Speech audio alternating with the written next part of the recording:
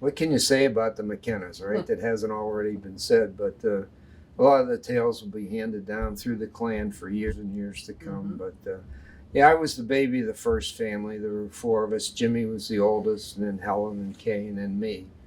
And for a long time, we didn't have anybody else until the other three came along, Bob and Lynn and Bill. But my earliest memories were the family living in Sheridan Terrace during World War II. And nowadays, for all you that didn't witness World War II, even though I was young at the time, it was a real pull together in the whole United States. Like, we had a victory garden, and we tried to recycle things, and Daddy worked down at the USO, and we had to, I think he worked there at the USO so he could get an A sticker on his car to buy gas and get back and forth to work with the car.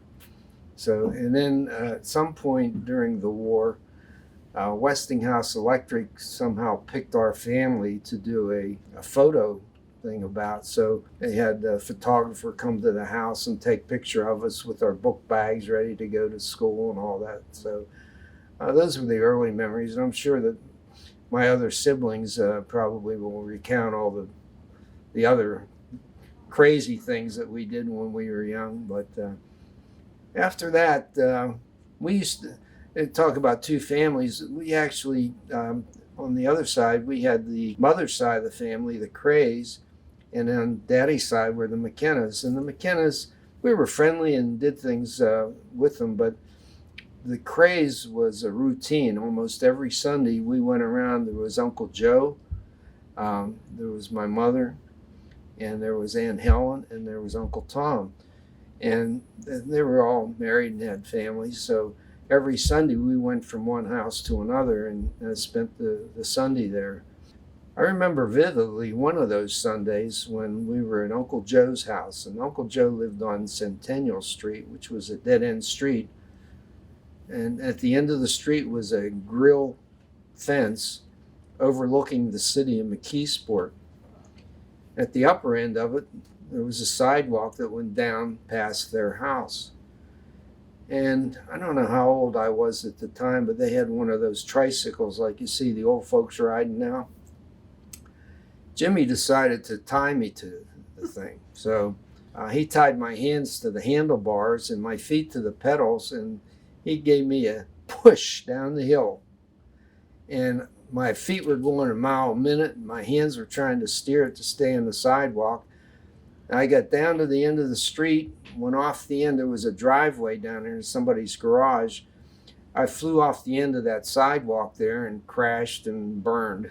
And so I don't know how they got me out of the apparatus that I was tied into, and they carried me into the house, laid me on the couch, and I was bleeding a little bit from the head and all. And they're saying to Jimmy, "Well, why did you do that? Why did you do that?" And he said, "I tied his hands to the handlebars and his feet to the pedals. I don't know why he couldn't control it." So, but I survived that and many other things of his. And he did a lot of crazy things, but especially when we lived in Sheridan Terrace. But then we grew up and went our separate ways. Jimmy, he lived away from home originally, was in the Marine Corps, and then I went into the Marine Corps myself, paired up with him when I was going through infantry training at Camp Lejeune, and he was at Cherry Point, and he came down and would get me on weekends, and we'd get a little time together for a while. And but he eventually, left the Marine Corps, went into law school and so forth, and I ended up getting out of the Marine Corps and going to school at Duquesne, and after I finished the 4 years there, I went to work for the city of Philadelphia and had the opportunity out there to go to school to get a master's degree from Wharton. So it took me about 7 years to get the master's degree, and I finally got it. Got into city management and was a municipal manager at several places, and then went into public works. And throughout my career in public works, we moved around to several different places, but I liked the work I did, and I got into that mainly because my dad worked at Westinghouse for 50 years, and he started off as a tool maker down there, and then he got into time study, and time study is the type of person that people don't usually like because they come over and check on their work to make sure they're doing it as efficiently as they can. But he was very well liked in that, so he was an oddity. And you know, my dad, that's the way he was. So he managed to keep a lot of friends and make a lot of friends in that. But then he got into plant maintenance, and I think it was because of that. At one point, I ended up losing my job, which happens because you have like 5 elected officials and you have to keep 3 of them happy at all times. And it got to the point where 3 were unhappy and 2 were happy.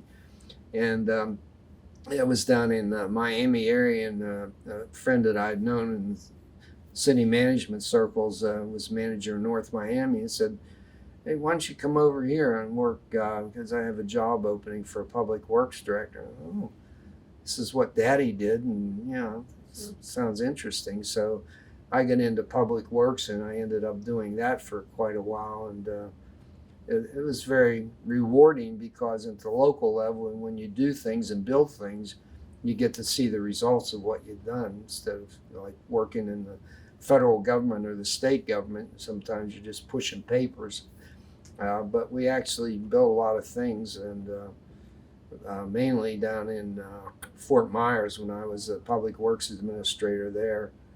Actually, it was like an ex officio job, but they were tearing down the old Edison Bridge, which was energized originally, and the lamps on it by Thomas Edison. And it was a straight across the river bridge, and it was out of date. So they replaced it with 2 high-level spans. And the question was what they were going to do with the old bridge, and they were going to put it down in the river. And we got a whole community effort underway with the school districts and the kids and everything.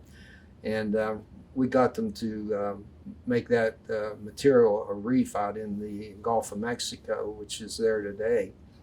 And one of the things I feel good about was we had one of the talkers we had come in to help promote it was from California, some scientist, and he said, if you create a reef, you're creating something that's going to have a life of about 2,000 years.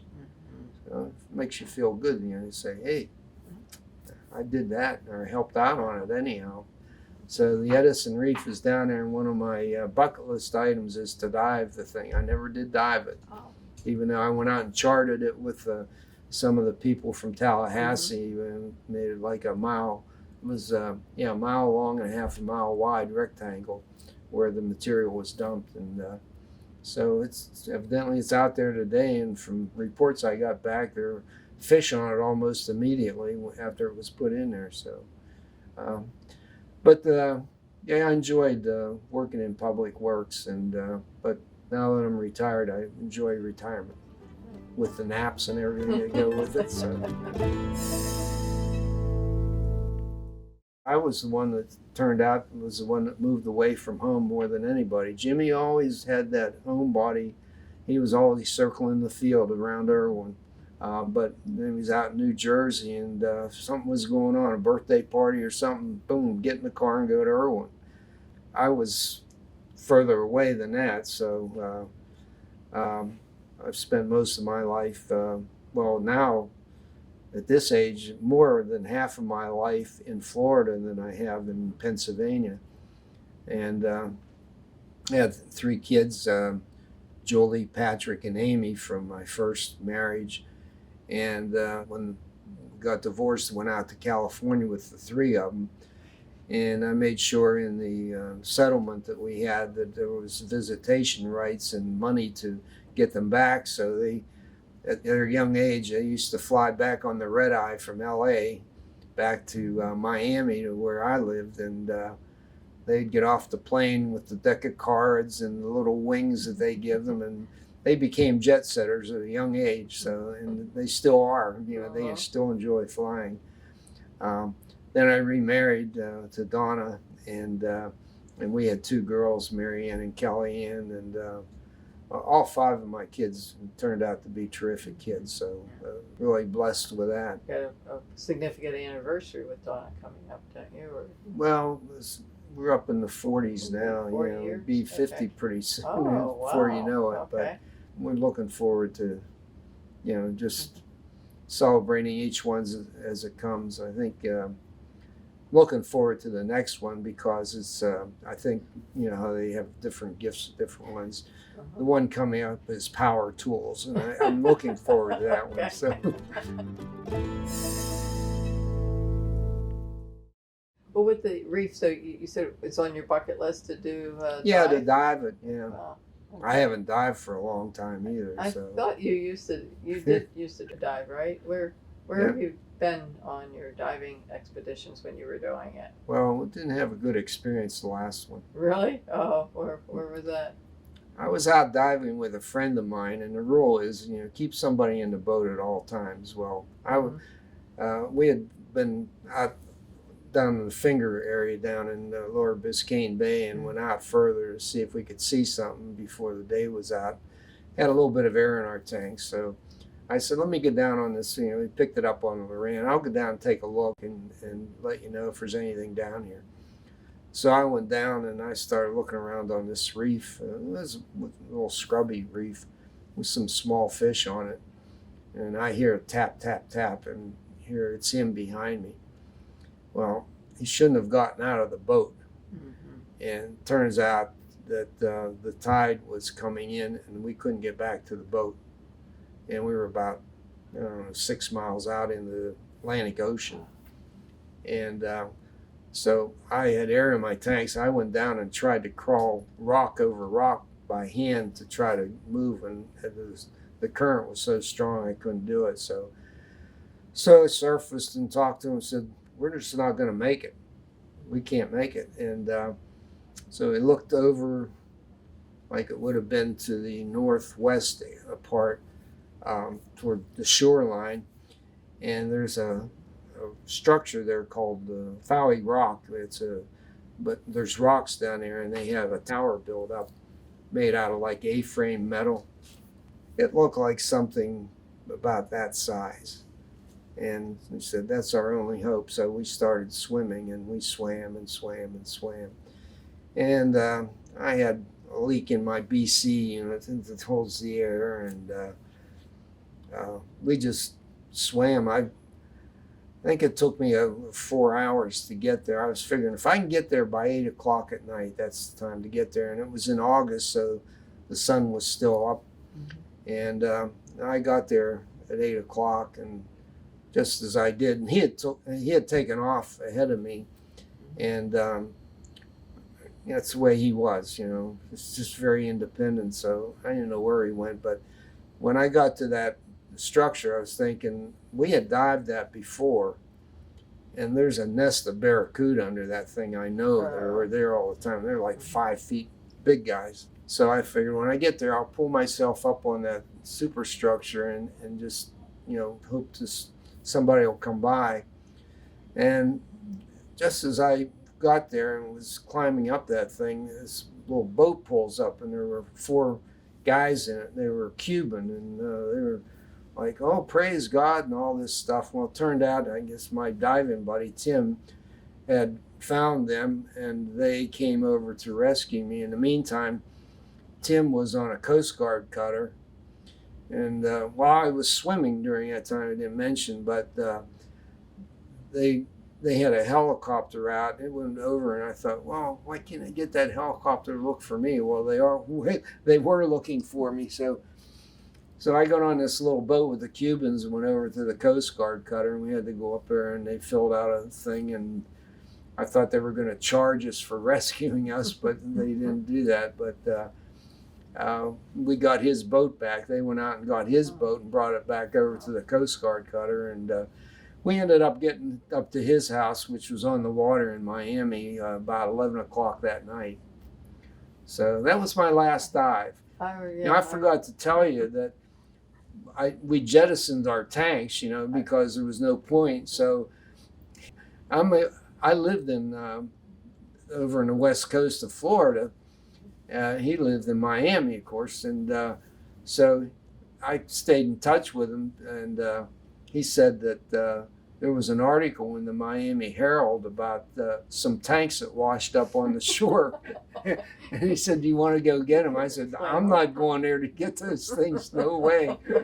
So I didn't have any tanks anymore. So that was my last dive. Okay, I think you're Memorable, but good last. decision. Yeah. Except for the Edison Reef, I would go back to that. Well, I think that,